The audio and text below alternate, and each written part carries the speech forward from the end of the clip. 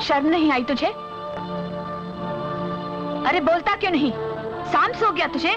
माँ, अगर मैंने कुछ बोल दिया या कुछ कह दिया तो तुम्हारे मन मंदिर में बसी हुई पति परमेश्वर की मूर्ति हमेशा हमेशा के लिए टूट जाएगी। देखा, इसे पाने के लिए मंदिरों की चौखटों पर माथे रगड़े, दरगाहों में दिए जलाए, इसलिए कि बड़ा होकर बाप के सामने सर उठाए। डैडी, मैं आज तक दोस्तों के सामने, यहां तक के सबके सामने सर उठाकर चलता था। लोगों से यह कहता था कि मैं एक महान बाप का बेटा हूं, लेकिन आज मुझे मालूम पड़ा कि मैं एक महान बाप का नहीं, एक गद्दार का बेटा हूं। चुप रहो विशाल। नहीं मां, आज मैं चुप नहीं रहूंगा। इनसे पूछो कि यहाँ विक्रम क्यों आया था।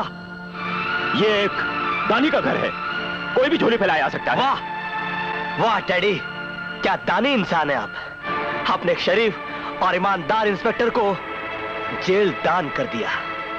ये झूठ है। क्या ये भी झूठ है? क्या आप हीरोइन और ब्राउन, आपके बेटे जैसे लाखों नौजवान मर रहे हैं?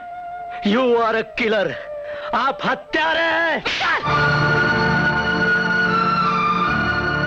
डैडी, अब तो मुझे सिर्फ इस बात का पता चला है, लेकिन जिस दिन मुझे इस बात का यकीन हो गया, तो अगर इस शहर में आपका कोई सबसे बड़ा दुश्मन होगा तो वो आपका बेटा होगा।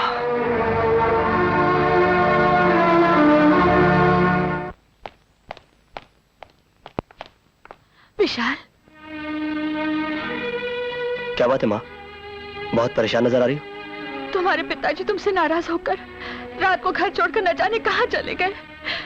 मेरा जी बहुत घबरा रहा है विशाल। दबे पाओ तो चोर भागा करते हैं माँ। विशाल, सच्चाई का आईना बहुत साफ होता है माँ, लेकिन झूठा आदमी उसमें अपनी शक्ल नहीं देख सकता। तुझे शर्म नहीं आती? मेरे कोख से पैदा होकर मेरे सुहाग को पहुंचना चाहते हो? अगर उन्हें कुछ हो गया, मैं तुझे कभी माफ नहीं कर सकूंगी विशाल। एक गद्दार का खून तुम्हारी मांग का सिंदूर हो सकता है माँ, मेरा पाप नहीं। विशाल, ये तो क्या कह रहा है बेटे? आज तुम ऐसे मोड़ पे खड़ी हो माँ, जहां तुम्हें अपने सुहाग और अपने बेटे में से किसी एक को चुनना होगा। No no no mister Parker, आंखें खोलकर आग में कूदा नहीं जा सकता।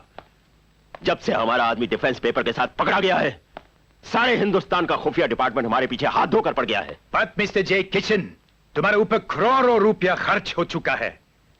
अगर आप तुमने डिफेंस सीक्रेट्स के पेपर्स ना दिए तो याद रखना, बाहर के देश का ताकत सबसे पहले तुमको खत्म कर देगा।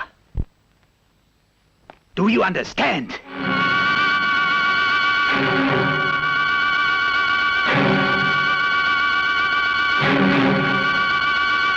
कोई ना कोई रास्ता तो निकालना ही पड़ेगा। Sub inspector Gill here. मैं जेके बोल रहा हूं।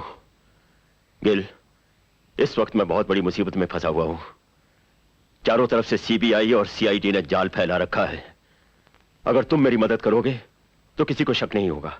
जेके साहब, मैं आपसे कितनी बार कह चुका हूं कि आप मुझे इस तरह फोन मत किया कीजिए। आप अच्छी तरह जानते हैं कि मेरे सर पर मौत मंडरा रही है।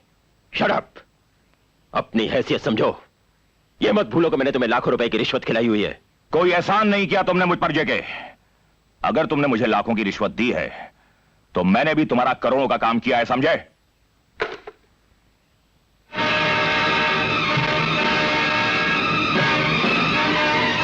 तो तुमने सब कुछ सुन लिया है? हाँ, मैंने सब कुछ सुन लिया। आज तुम्हारी हकीकत मेरे सामने आई है। तुम लाखों रुपया रिश्वत में लेते रहे? हाँ, लेता रहा, लेकिन किसके लिए? तुम लोगों के लिए, तुम्हारे सुख के लिए, तुम्हारी शांति के लिए। झूठ! हमने तुमसे सिर्फ 2 वक्त की रोटी और इज्जत चाहिए थी।